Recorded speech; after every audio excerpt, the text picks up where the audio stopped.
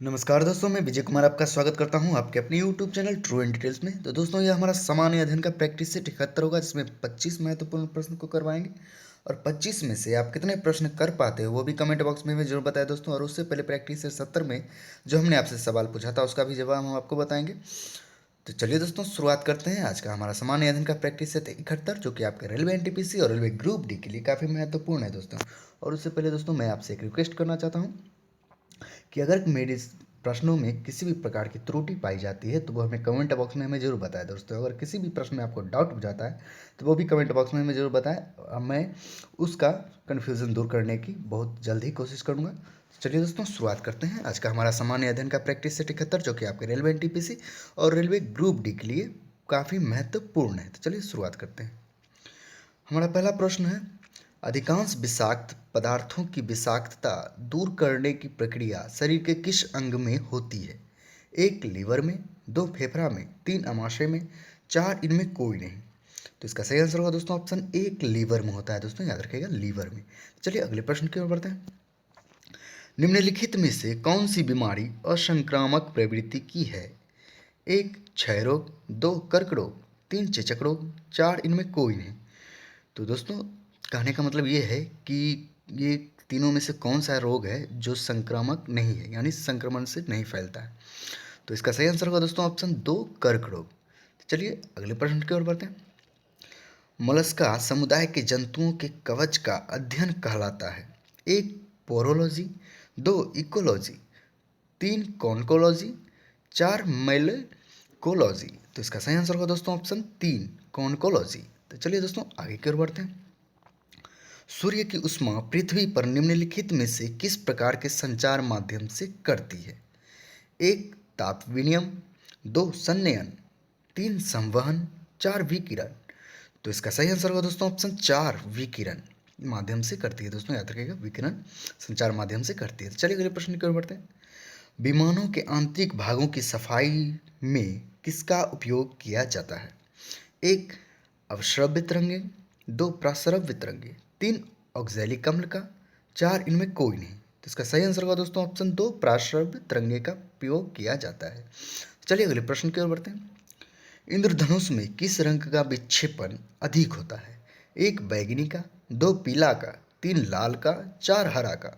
तो इसका सही आंसर होगा दोस्तों ऑप्शन एक, बैगनी का विक्षेपण सबसे अधिक होता है दोस्तों, याद रखिएगा बैगनी का। तो चलिए अगले प्रश्न की ओर बढ़ते हैं। किस पदार्थ के लगाने से कटे स्थान से रक्त का बहना रुक जाता है? एक अमोनियम क्लोराइड, दो सोडियम क्लोराइड, तीन फेरिक क्लोराइड, चार इनमें कोई नहीं। तो इसका सही आंसर होगा दोस्तों ऑप्शन तीन, फेरिक क्लोराइड। चलिए अगले प्रश्न की ओर बढ़ते हैं। खाना पकाने के तेल को किस प्रक्रिया द्वारा वनस्पति घी में परिवर्तित किया जाता है? एक हाइड्रोजनीकरण द्वारा, दो क्रिस्टलीकरण द्वारा, तीन आसवन द्वारा, चार उपर्युक्त तीनों द्वारा। तो इसका सही आंसर होगा दोस्तों ऑप्शन एक, हाइड्रोजनीकरण द्वारा। चलिए अगले प्रश्न की ओर बढ़ते हैं। लकड़ी के भंजक आसवन से प्राप्त होता है।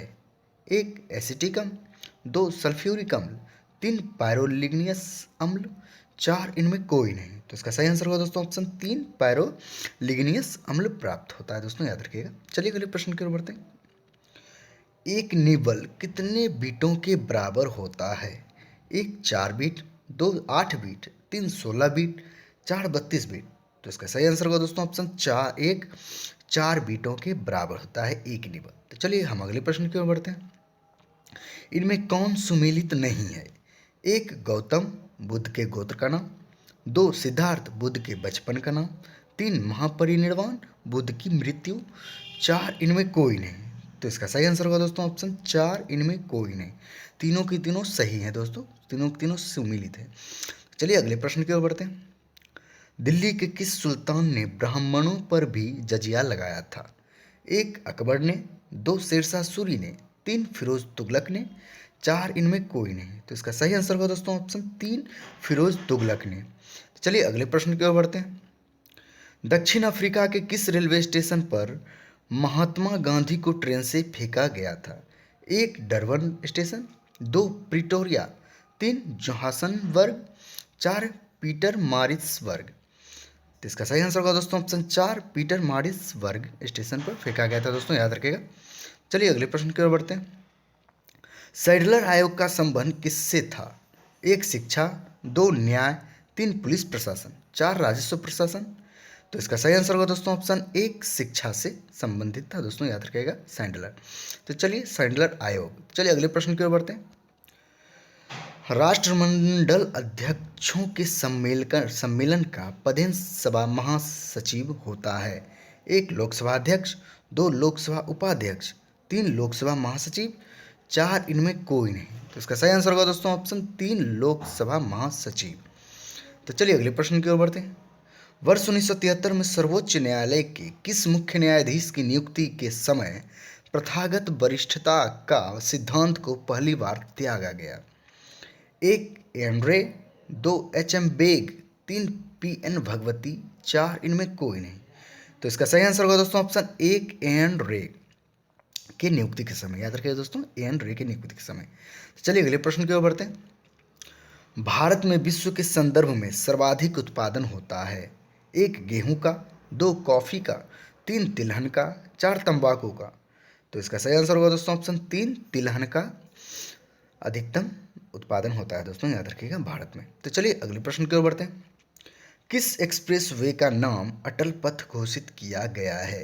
1 Purvanchal expressway, 2 Agra Lucknow expressway, 3 Bundelkhand expressway, 4 Yamuna expressway. तो इसका सही आंसर होगा दोस्तों ऑप्शन 3 बुंदेलखंड एक्सप्रेसवे का नाम अटल पथ घोषित किया गया है। चलिए अगले प्रश्न की ओर बढ़ते हैं। पृथ्वी की सबसे ऊपरी परत के लिए सर्वप्रथम सियाल शब्द का प्रयोग किसने किया था? 1 डेली, 2 स्वेस, 3 होम्स, 4 जेफरीन। तो इसका सही आंसर होगा दोस्तों ऑप्शन 2 स्वेस। चलिए अगले प्रश्न की ओर बढ़ते हैं। निम्नलिखित में से किस स्थल रूप को सभ्यता का पालना कहा जाता है? 1 मैदान को, 2 तालाब को, 3 पहाड़ को, 4 नदी को। तो इसका सही आंसर होगा दोस्तों ऑप्शन 1 मैदान को सभ्यता का पालना कहा जाता है दोस्तों, याद रखिएगा। तो चलिए अगले प्रश्न की ओर बढ़ते हैं। विश्व में सबसे अधिक सड़कों का विस्तृत जाल किस देश में है? 1 भारत, 2 जापान, 3 अमेरिका, 4 ऑस्ट्रेलिया। तो इसका सही आंसर होगा दोस्तों ऑप्शन 3 अमेरिका में। तो चलिए अगले प्रश्न की ओर बढ़ते हैं। निम्नलिखित में से कौन एक उत्तर भारतीय नृत्य है? 1 कुचिपुड़ी, 2 मणिपुरी, 3 कथकली, 4 कथक। तो इसका सही आंसर होगा दोस्तों ऑप्शन 4 कथक। चलिए अगले प्रश्न की ओर बढ़ते हैं। प्रातः काल में गाया जाने वाला राग है। 1 दरबारी, 2 भोपाली, 3 टोड़ी, 4 इनमें कोई नहीं। तो इसका सही आंसर होगा दोस्तों ऑप्शन 1 दरबारी प्रातः काल में गाया जाने वाला एक राग है दोस्तों, याद रखिएगा। चलिए अगले प्रश्न की ओर बढ़ते हैं। गोल्डमैन पुरस्कार किससे संबंधित है?